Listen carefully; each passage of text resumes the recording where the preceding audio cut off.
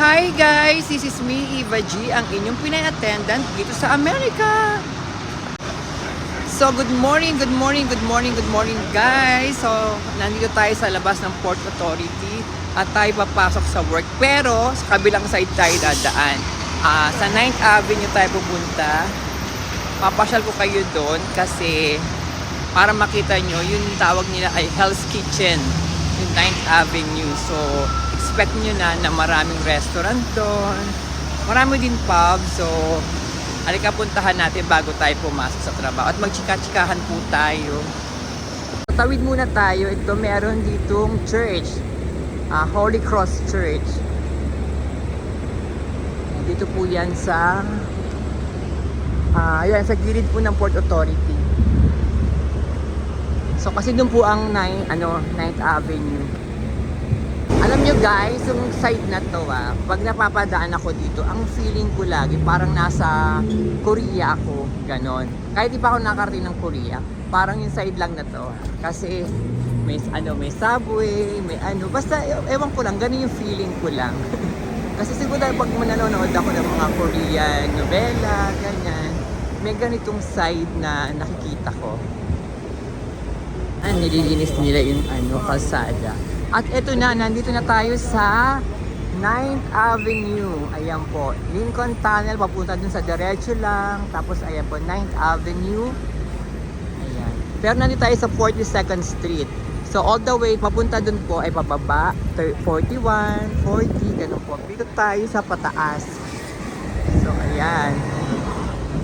Punta tayo sa 43rd up to kung saan tayo abutin. So ito na po tayo. Sa kabilang side may bilihan ng mga fruits. Doon po sa kabilang side. Sa may likod ng yellow truck, meron din bilihan ng mga fruits.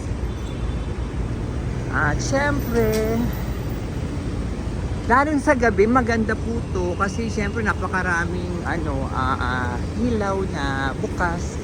Alam niyo diba? So sa mga gustong magpa mga masahe, ayan po pala. And then, ito po, may pink berry agad, kaso close pa kasi it's too early pa. Ito may red coke. At syempre, nasa kanto ang the NYC Coffee Shop and Bagel House. Nandito na tayo sa 43rd Street West. Ang ganda ng weather. Hindi pa siya ganun kainit, pero ang sarap niya sa balat. So, sa skin. And by the way guys, how are you nga pala? Kumusta po pala kayong lahat? So sa kabilang side may mga deli, may mga gourmet, marami din ditong pub. Ayan po. Karamihan din dito mga pizza. Katulad nito may Mediterranean Grill, may Champion Pizza, yung Patron Mexican Grill. Kasi nga maaga pa, kaya close pa sila. Then sa kabilang side din po, maasahan nyo sa kabilang side may mga pizzahan din, mga restaurants. Ito yan. So may Westway Diner pala tayo. Ayan. Maraming kumakain dyan. Lots of customers. Yung dyan. Parang ito, never pa akong nakaka-try ng how do you pronounce it? Chipotle? Yan, never ko pa siyang natatry kumain. Yan. Pero one day I'll going to try that. And then, of course, this one, sikat din to dito. Marami din kumakain dito. Especially at night, maraming tao dito sa restaurant. Akit, diba? This is what I like I love about summer. You can eat outdoor, outside yan like that. Nag-i-English ako. Tama ba yun? Po ako, paki-correct po ako. Tapos sa kabila may Turkish cuisine. Ayan po, diba? So, ayan, Gregory's Coffee, Hanaya Omakase. Tapos ito tong Italiana na to, as in grabe din talaga to. Ang dami rin taong kumakain dyan hanggang sa labas. Wala na pagdating ng gabi. Hanggang dyan sa labas maraming kumakain din. Dito rin. Ito tong kabila rin. Ito tong 5 napkin burger. Ayan po. Ang cute diba? Nandito na po tayo sa 45th Street. Ayan. Ang ganda po ng ano nila. Ng pwesto. Nasa corner sila. So, by the way guys, nga pala pag-usapan natin yung tungkol sa sinasabi ko na aksidente ako. 2023. Ay, sandali ito may grocery.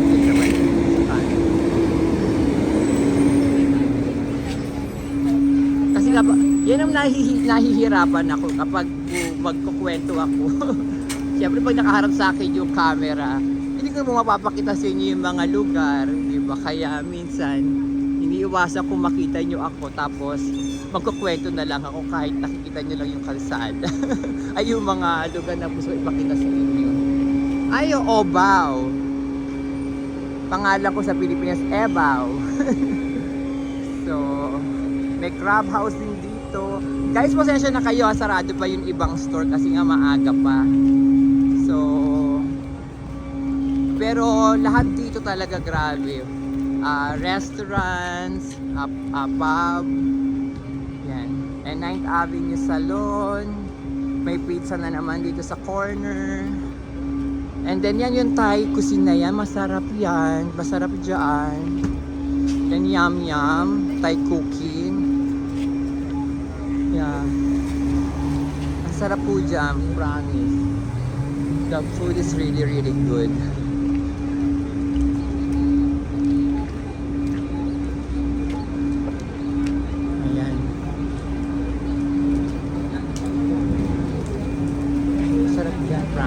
Tapos ano ba to? Organic market. Tapos sa kabilang side, meron dito Mama's Boy pa to, barber shop. Tapos di mo pizza na naman, di ba? Amy's Bread. Ayan, yun pala sasabihin ko pala ulitan. Simulan na natin dun sa aking pagka-aksidente. Nasa Texas ako that time. Tapos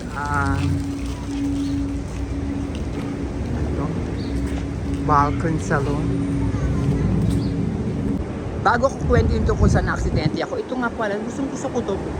Bibihira ko nadadaanan to, pero nung first time ko nadaanan to, sobrang gandang-ganda ko dito.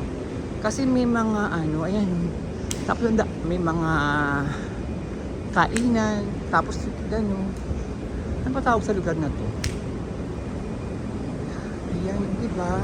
Ang ganda pwede kang bumili ng food tapos kumain ka dito. Guys, kung may nakakalam nga, ano bang dito? Kasi dahil ko na siya nadadaan. Ang katulad ngayon, di ba nasa 9th Avenue tayo, pumasok lang ako sa 49th Street. Pero hindi ko naman alam kung ano ba tawag dito. Kasi pag nakikita ko lang to dati, ayan, umuupo lang ako dyan. Pero hindi ko naman alam kung parang katulad dun sa plaza na pinupuntahan ko. Hindi ko alam dati ang tawag hanggang sa... Kasi di ako pala basa nung yung parang... Ayutin na nga natin. Yung parang mga nakalagay niya sa kanto nila kung ano ba tawag sa plaza na yun. May Starbucks coffee pala dito. Pero ang ganda po, di ba? Oh. Pwede ka mag-rest. Tingnan nga natin kung ano to. Baka sakali yung mapuntahan nyo din. Mapasyal kayo. At least meron kayong... Ano to? Ito ba siya? Urban Plaza. Ayan pala Urban Plaza. Yung Starbucks. So guys, ayan, dun tayo sa kwento ko na. Yun nga, nasa Texas ako nung nangyari, aksidente ko. Dalawa kasi e-bike ko, yung isa 3 gulong, isa 2 gulong lang.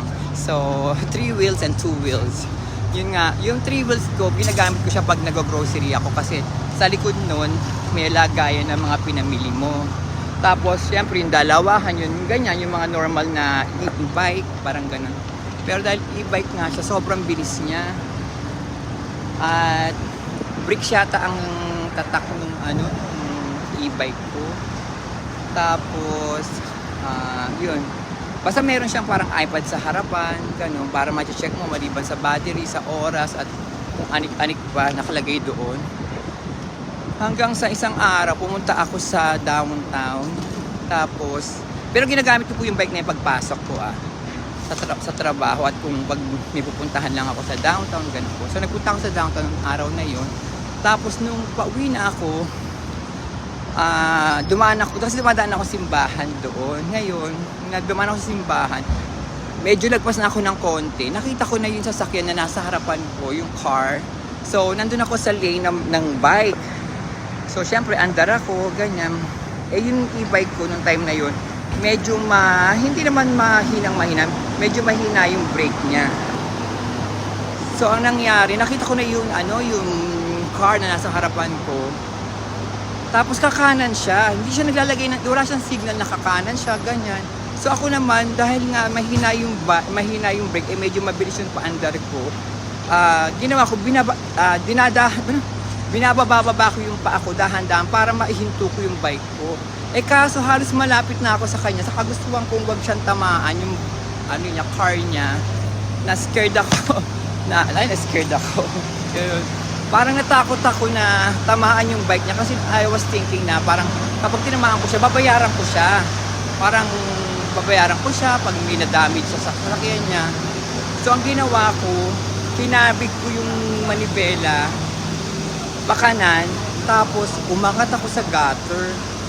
Pag angat ko sa gutter, as in lumipad ako, talaga lumipad talaga ako. Kasi pag pagkanan kong gano'n, umangat yung bike, tapos tumama yung pusong ko sa pinaka manibela, tapos lumipad na ako, gumanon, tumalsik na ako. Tapos tumama tong left side ko. Tapos nung feeling ko nawalan ako ng mali kasi ang sakit talaga. Naramdaman ko sa pagbagsak ko, ang sakit talaga. Tapos ang alam ko na lang, napapikit ako. Naguwat na lang ako. May pagdilat ko, may pari sa harapan ko, may priest. Akala ko patay na ako kasi ba't may pari sa harapan ko, sabi ko nung gano'n. As nung tumingin ako sa paligid ko, nakita ko yung church. Di ba sabi ko nga sa'yo, di ba sa church nga doon ako dumaan. Siguro nakita nila ako na aksidente ako. Yun. Tapos tinulungan nila ako dahan-dahan, sabi nila, call ambulance. Yun po, ayan kaya pag-uusapan natin ngayon tungkol sa kahalagahan ng may health insurance dito at wala. So wala akong health insurance that time. So nung narinig ko yun, sabi ko, no ambulance. Gumagano'n talaga ako kasi wala akong ibabayad. Alam ko tatanungin niyo ako, bakit ang asawa mo, hindi ka ba kinuha ng nung time po na yun, wala pa po talaga ako at hindi po ako naisama ng asawa ko sa kanyang insurance. So, nagsasabi ako sa sarili ko, sumasagot ako sa mga tao na no ambulance. Kasi bago pa po mangyari sa akin yan, kaya nalaman kong mahal po ang pagpapagamot. Ikat ko uli yung kwento ko. Pasensya na kayo, baka sabihin niya gugulong kayo sa kwento ko po. Bago pa nangyari yan, aksidente ako, nakagat po ng insekto yung tenga ko sa loob. Namagaho siya. So ayan, nandito na tayo sa 49th Street ng West 7th Avenue. Ayan na po ang Ichiran, yung famous na Ichiran po. Ayan, yung sa Japan na sobrang famous po. Favorite ko yan. May vlog po ako dyan. Kapag gusto niyo pong panoorin niyo po. Pero kung gusto niyo pong puntahan ko uli natin. So nandito na tayo sa Times Square din eh. 7th Avenue, ayan po. So 49th Street po kapag may gusto pong kumain sa Ichiran na famous, so ayan po ang ng Japan's Best. Japan's Best. So ayan po, ang pag gusto niyo po mag-subway, ito po ang subway sa side na to. So balik tayo sa kwento ko po. Nakikihihit ko lang po yung mga ganyan. So ayun na nga po guys, kaya ako nasabing nag-ambulance ako, kaya nalaman kong mahal. Kasi po, bago pa ako maaksidente sa braso ko, sa bisikleta po, nakagat po ako ng insekto sa tenga. So ngayon yung tenga ko po, papakita ko, hanapin ko yung picture. As in, ang laki po, sobrang lumaki po, ganyang kalaki po talaga, magang-maga.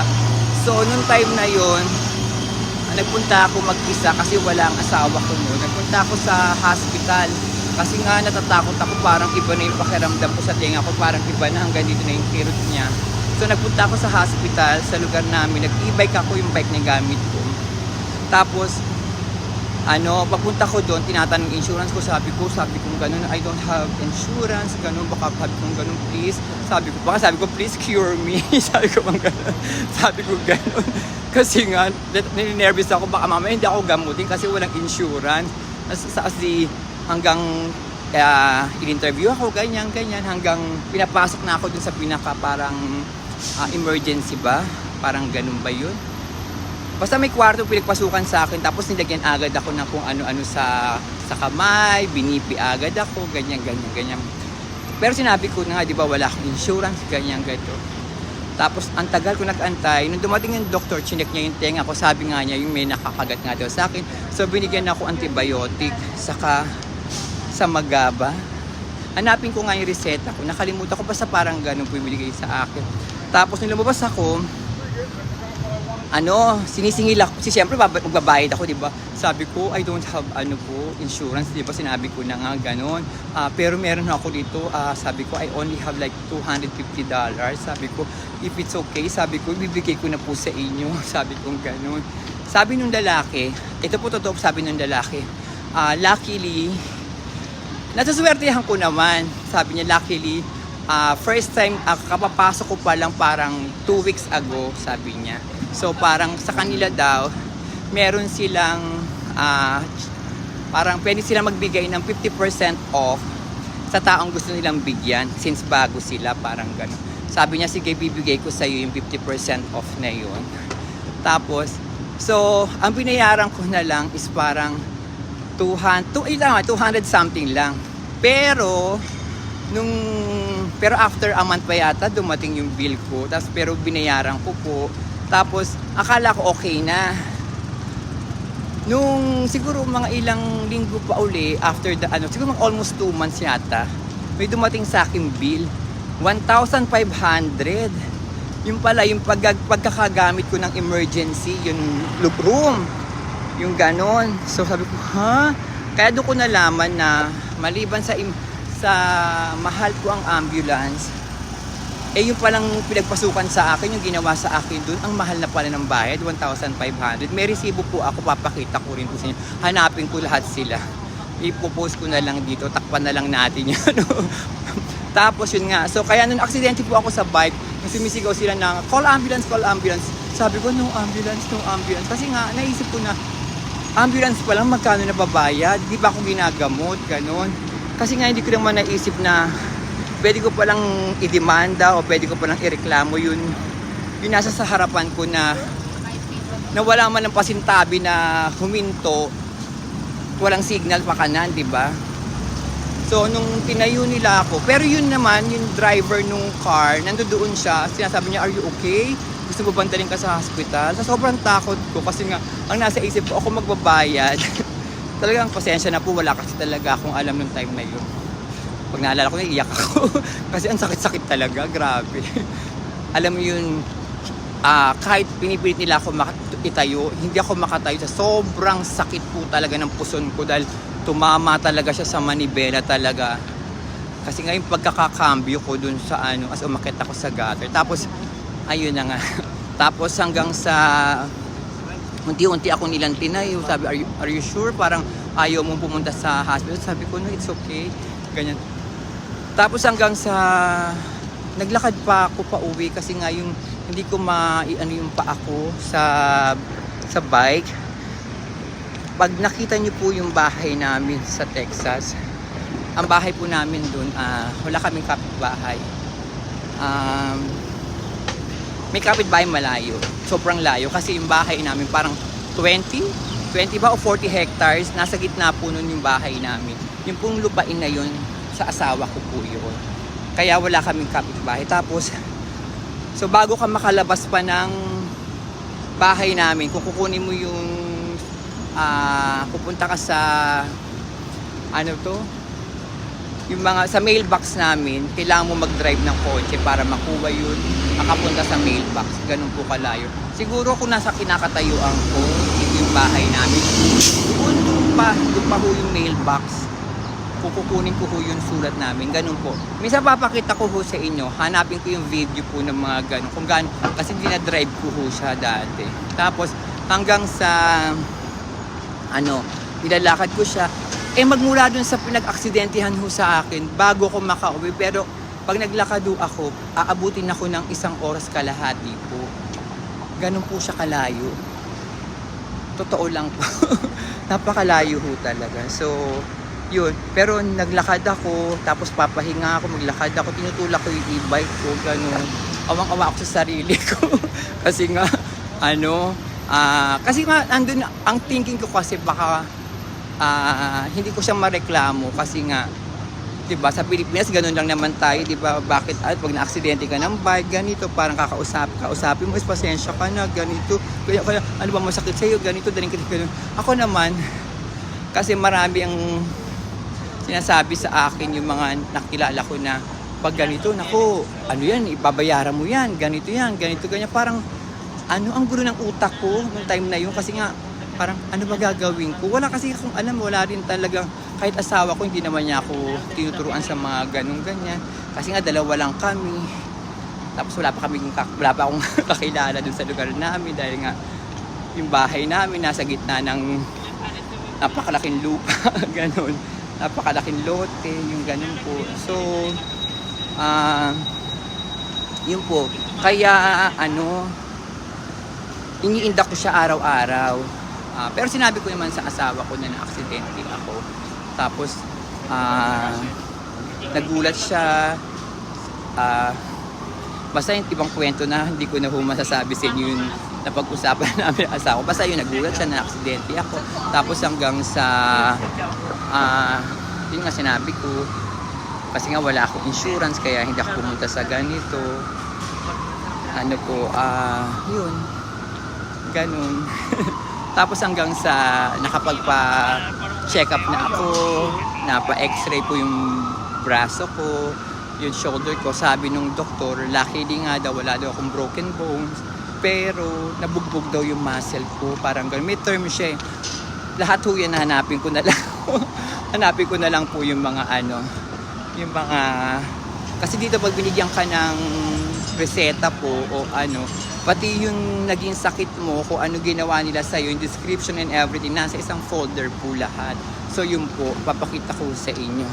Or hahanapin ko at sasabihin ko na lang ma'am sa vlog ko na to. Tapos yung doktor na kung saan ka ako nagpagamot, nakakatuwa lang kasi sabi niya, pasensya ka na kasi parang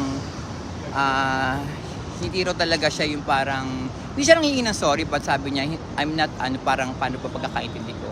Parang hindi daw siya nagre-reseta talaga usually ng mga gamot na kung hanggat maaari nga daw, parang herbal, ganun, o yung mga, ba tawag sa mga gamot na yun. Kasi sabi niya, bibigyan na lang kita sa pain, pero kung hindi naman talaga,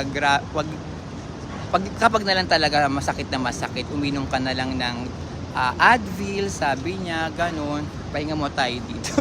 Tumambay tayo sa may Rockefeller, ayan po.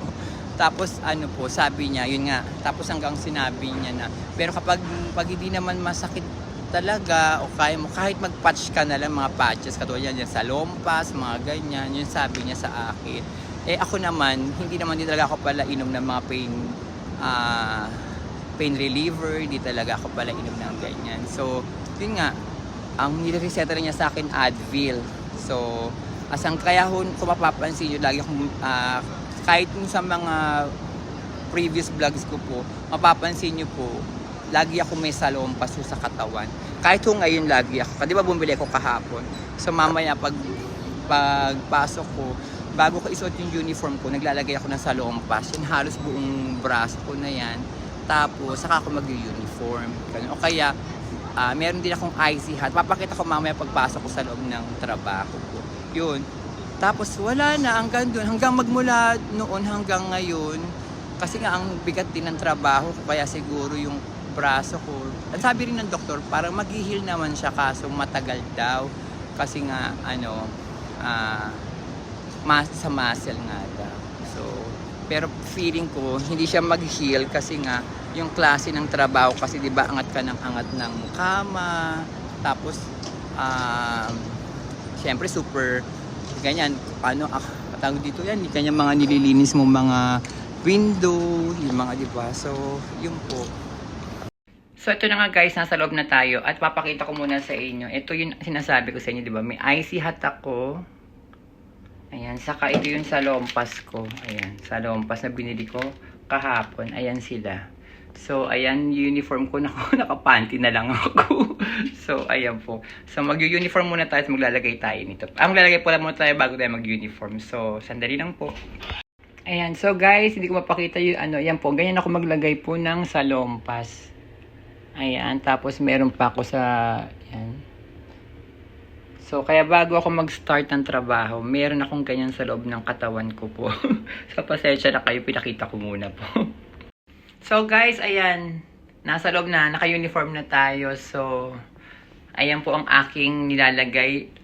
Basta kapag masakit na po, naglalagay na po ako niyan. So, ayan po. So, pasensya na po kayo, masyadong maigsi po yung natin, vlog natin ngayong araw na to. At pasensya na kayo at konti lang napasyal ko sa inyo. Try ko na mamaya uli pag uwi ko. Hanap tayo ng ibang mapupuntahan. So, guys, maraming salamat po sa panonood po ninyo. Huwag niyo pong kalimutang mag-like, mag-comment, and mag-subscribe na din po kayo. I love you guys. Salamat po sa pagsuporta.